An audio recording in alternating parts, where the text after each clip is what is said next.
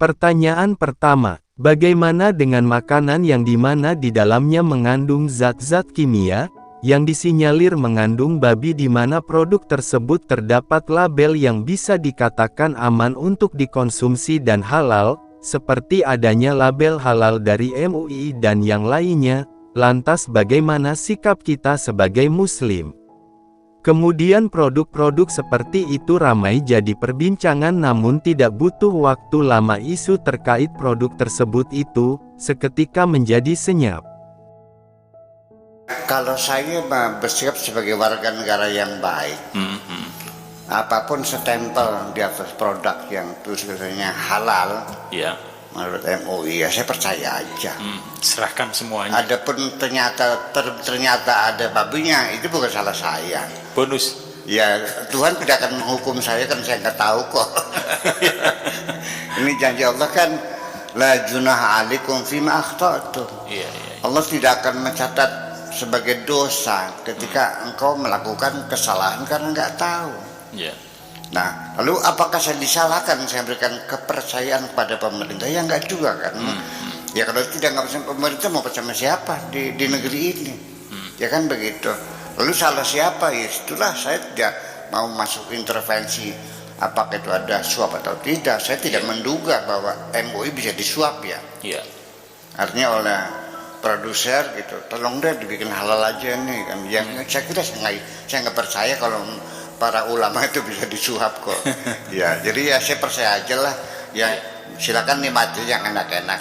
Nanti yang dosa siapa ya? Mereka yang berdosa. Itu aja kan lebih nyaman jadi. Pertanyaan kedua, di dalam suatu hadis, terdapat dua nikmat yang didapatkan setelah kita berpuasa. Yang pertama adalah berbuka puasa dan yang kedua bertemu dengan Allah. Entah kenapa kenikmatan yang pertama yaitu berbuka puasa, menurut saya dalam kacamata diri saya sendiri menurut saya tidak sinkron, karena disamakan kenikmatannya antara berbuka puasa dan bertemu dengan Tuhan. Tentu saja kita setuju bahwa bertemu dengan Tuhan adalah kenikmatan yang tidak akan ada yang menyamainya. Namun saya memahami bahwa kalimat farhatun inda fitrihi atau berbuka puasa, di situ artinya Tuhan telah membuka hijab-hijab, atau Tuhan membuka dinding yang menghalangi antara kita dengan Tuhan. Saya memahami kalimat atau buka tersebut adalah terbukanya hijab. Mengenai hal itu, bagaimana pendapat Buya? Karena saya kurang memahami bahasa Arab secara mendalam, khususnya kalimat farhatun inda fitrihi tersebut. Jadi gini, artinya sudah barang tentu ya semua akan merasakan satu hari sehari yang kita tidak makan tidak minum, kayak apa laparnya, kayak apa hausnya, melihat makanan. Seneng nggak? Senang. Itu kesenangan fisik kan, kebahagiaan fisik. Orang lagi kelaparan dapat makanan, kayak apa bahagianya. Saya kira itu adalah tidak perlu pembuktian, semua orang akan merasakannya. Itu skala kecil. Tapi kebahagiaannya itu adalah ketika bertemu dengan Tuhannya. Jadi artinya dua kegembiraan yang tidak berimbang lah. Yang kesenangan makan seberapa sih? Tiap hari juga kita makan ya segitu-gitu aja kan. Kalau kesenangan ketemu sama Allah kan kebahagiaan yang sangat-sangat luar biasa sekali. Oke lah, perbandingan itu anggap saja hanya untuk mendekatkan pemikiran kita tentang kebahagiaan bertemu ya, bertemu makanan dengan bertemu Tuhan. Kemudian buka itu kan karena bahasa Indonesia yang kurang vocabulary ya. Kitanya kan iftar. Di sananya kan namanya, di kitanya kan jadi buka. Kita kan kurang bahasa. Di Inggris bilangnya breakfast, makan pagi. Inggrisnya bilangnya lunch, kitanya makan siang. Inggrisnya dinner, kitanya makan malam. Ya makan aja sebenarnya kan. Ya ini kurang bahasa sih. Makan pagi, makan siang, makan gitu.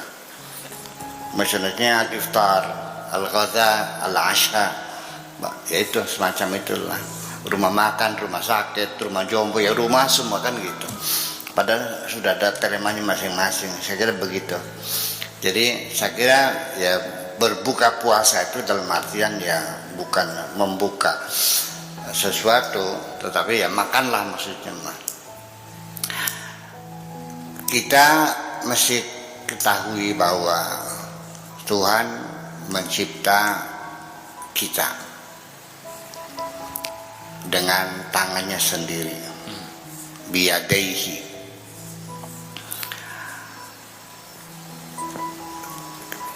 Manusia dicipta sebagai replika.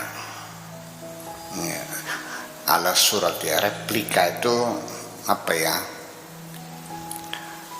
Miniatur lah, ya kan? Replik itu miniatur sebagai tampilan Tuhan.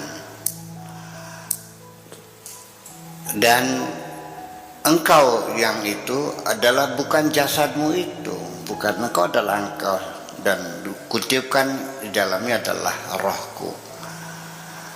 Dan jasadmu itu kuciptakan sebagai hijab untuk kamu.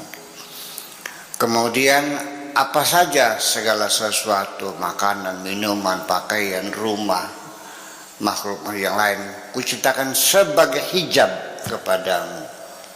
Jadi hakikatnya kamu adalah bukan jasad itu, ya kan begitu. Nah, segala sesuatu di alam dunia ini adalah sebagai tabir, penutup, sehingga engkau tidak mampu melihatku. Nah, ketika seseorang itu tidak makan dan tidak minum, berarti dia melawan nafsunya. Nafsunya ingin makan, dia lawan.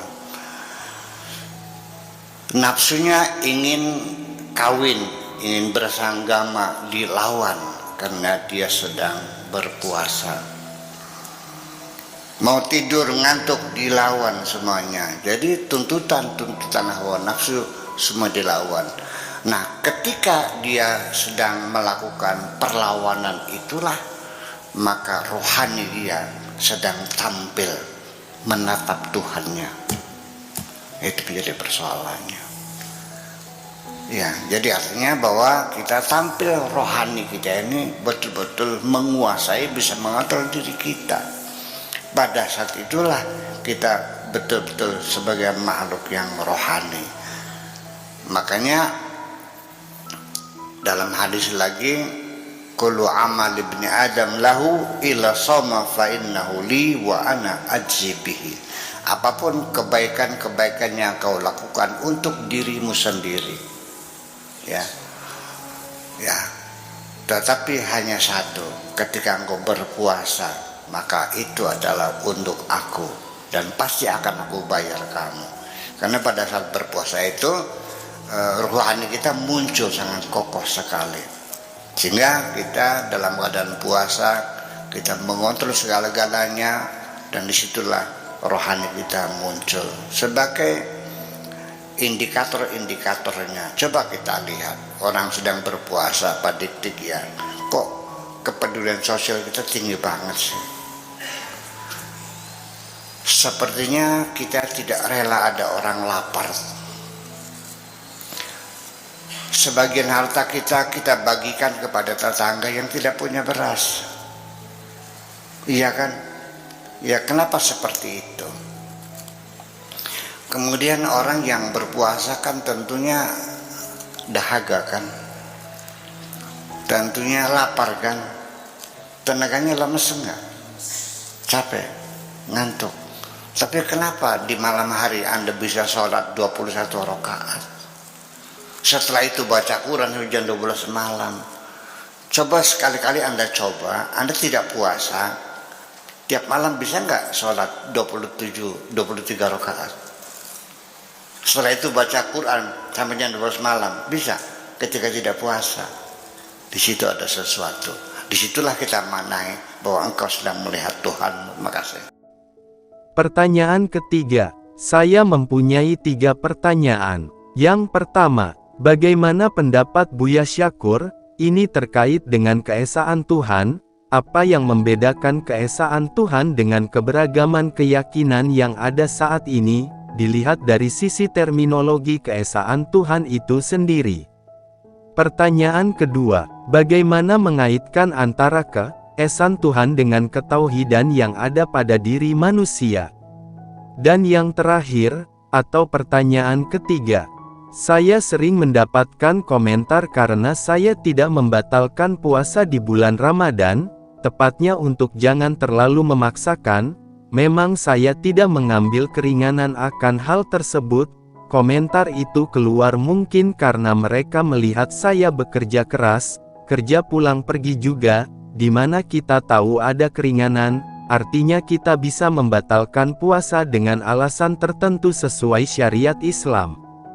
Karena bagi saya bukan masalah keringanan atau hal lainnya, karena bagi saya psikologi kita, ketika kita berpuasa itu terasa berbeda dan itu sangat nyaman dan tenang.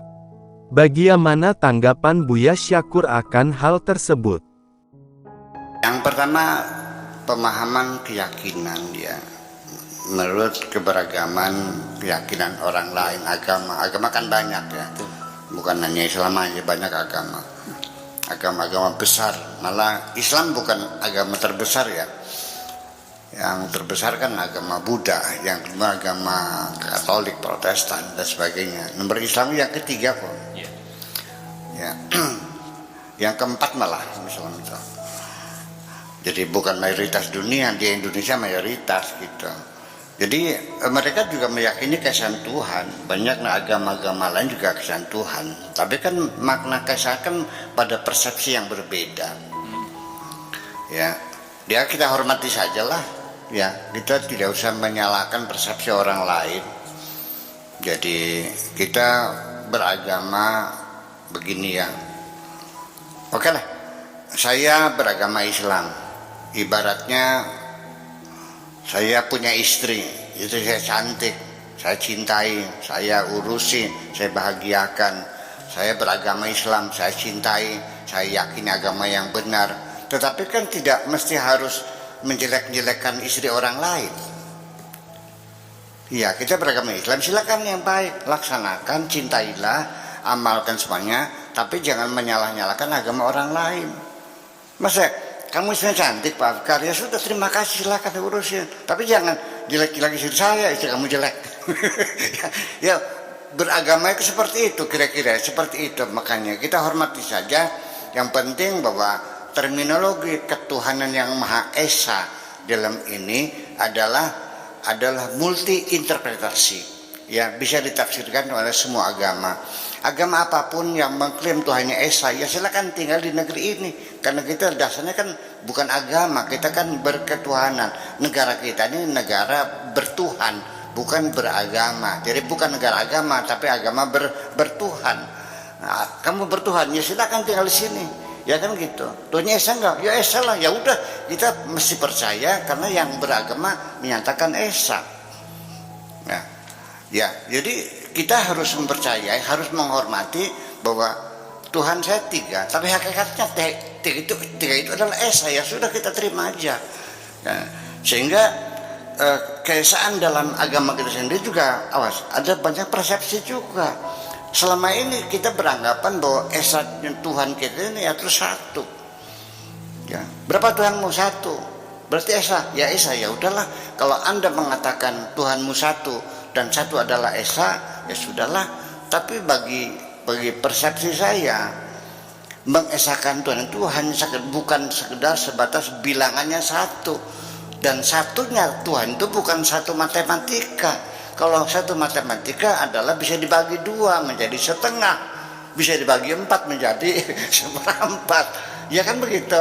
Bisa dibagi 1 miliar, kan bisa saja 1/1 miliar, ada bilangannya. Tetapi Tuhan itu adalah bukan Tuhan matematika. Kaisar adalah suatu kebulatan yang tidak terbagi-bagi, yang tidak terpisah-pisah.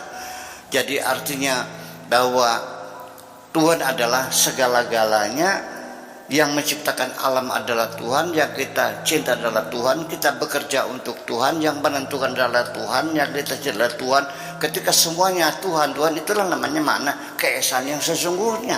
Kita bekerja untuk Tuhan, kita merindukan Tuhan, kita bertemu Tuhan, kita kembali kepada Tuhan, kita dari Tuhan, kita sedang bekerja untuk Tuhan dan kembali kepada Tuhan. Itulah esa, itu artinya manunggal segala sesuatu yang terserba Tuhan. Itu kan berbeda artinya, bukan bilangannya. Iya kan? Jadi artinya orang mengatakan Tuhannya esa, tapi dia masih takut sama atasannya. Lah, yang kau takuti hanya Tuhanmu. Kalau ada yang kau takuti selain Tuhanmu, berarti atasanmu Tuhanmu juga kalau begitu. Yang kau cinta adalah Tuhanmu. Kalau kau masih mencintai istrimu, ya berarti istrimu itu Tuhanmu juga. Itu makna keesaan yang kita maknai dalam akidah semacam kita ini. Ini keesaan dalam segala halnya. Ini mungkin perlu dijelaskan panjang lebar ya, tapi saya kira cukup. Tapi kemudian yang ketiga, bahwa Pak Jojo memilih tidak berbuka dalam perjalanan. Pertimbangannya saya tangkap malas bayarnya. Ya kan. Tetapi juga itu bisa dimaklumi lah, malas bayarnya. Tetapi juga ada alasan kedua, orang memilih tidak berbuka puasa. Karena pertimbangannya begini, argumentasi atau dalil syariat membolehkan orang bepergian itu puasa, ya apa namanya, ila ilman kana maridun au ala safarin fa'iddatun min ayyamin ukhar, dalam Al-Qur'annya, kecuali orang itu dalam keadaan bepergian atau dalam keadaan sakit, maka silakan dihitung di hari yang lain, dibayar pada hari yang lain. Apa argumentasinya? Menghindari adanya dua kepenatan berkumpul, penat perjalanan dan penat puasa, lelah perjalanan dan lelah puasa. Maka yuridu bikumul yusra wala yuridu bikumul usra. Allah tidak menghendaki memberatkan kamu. Allah menghendaki supaya kamu mendapat keringanan. Ya, terlalu berat perjalanan puasa. Nah, ketika ayat ini turun pada abad ke-7, bayangkan belum ada kereta api, belum ada mobil, belum ada sepeda, belum ada motor, hanya dua, naik onta atau jalan kaki. Dari Mekah ke Madinah, padang pasir, kayak apa lelahnya perjalanan kaki itu. Nah, tetapi sekarang dari Jakarta ke Indramayu naik BMW seri 7 yang nyaman dengan lagu-lagu slow-nya, dengan AC-nya, ya seperti ombak banyu mobilnya kan. Dan di mana lelahnya? Kita tidur lelap kok, apalagi jadi supir duduknya di belakang. Apakah itu menjadi alasan? Nah, itu ada sebagian pertimbangan. Nah, kita lain kok. Kecuali kalau perjalanannya jalan kaki, ya kan, naik kuda kita capek. Ini kalau ini makanin. Malah akhirnya menjadi pertanyaan umum. Sekarang orang ke Jakarta naik BMW seri 7 atau Baby Band seri 600 ke Jakarta. Dengan orang mencangkul di sawah, mana yang lebih capek? Mencangkul di sawah seharian, dijemur punggungnya, bergelut dengan tanah, mencangkul di sawah, atau tukang beca menggoes becanya di siang hari segitu panasnya. Mana yang lebih capek? Orang kerja di sawah atau orang pergi ke Jakarta naik Cirebon Express? Di sawah. Kalau orang berjalan karena capek boleh tidak puasa. Kalau orang kerja di sawah Lebih boleh harusnya. Nah ini para ulamanya kan masih bertahan, tetap bukan alasan. Yang boleh berbuka itu boleh tidak puasa hanya dua alasannya, sakit dan bepergian. Kerja kan tidak bepergian. Saya kira otaknya di mana? Tapi tetap aja semacam itu. Ketika saya bikin makanan untuk ngasih makan kuli pacul di sawah di siang hari, saya dicemokan orang kayak geblek katanya. Iya, masa ngasih makan orang bulan puasa? Jadi gimana? Saya belum menemukan satu ulama pun yang memfatwakan bahwa pekerja keras bulan puasa boleh makan. belum ada. Sebetulnya ada dulu pernah Syekh Muhammad Abduh di Mesir, ya, orang sangat moderat sekali, tetapi fatwanya ternyata tidak dipublikasikan karena ideologi yang berbeda. Dulu sangat moderat sekali Syekh Muhammad Abduh itu, Syekh Muhammad Saltut itu. Sekarang kan Al-Azhar sudah bergeser, jadi tidak diterbitkan bukunya, tidak difatwakan, jadi tetap harus puasa. Jadi gimana? Ya sampai sepingsannya, bayangkan sampai merangkak bulannya harus puasa sampai mati. Begitu agama kita. Ya kita nggak tahu lah. Ya kan bisa saja. Ini kan lagi musim apa namanya? Dia lagi apa? Lagi musim panen, gimana ya segimana kan orang masa nggak dipanen kan bisa hancur. Ya udahlah nggak puasa, nanti dibayarnya di hari lain disempatkan, seharusnya demikian. Nah sampai sekarang juga MUI belum mengeluarkan fatwa kan, nggak ada yang berani kan? Ya berani nggak? Tukang beca, kuli pacul, demi untuk. Nah ini saya khawatirnya begini Pak Jojo, saya mengkhawatirkan kalau kita tetap berkeras seperti itu, nanti ada kesimpulan bagi mereka kalau begitu agama Islam hanya cocok untuk orang-orang yang kaya. Orang miskin seperti kami tidak pas masuk agama Islam karena sangat menderita sekali. Itu yang saya khawatirkan. Ya, itu sebenarnya. Terima kasih.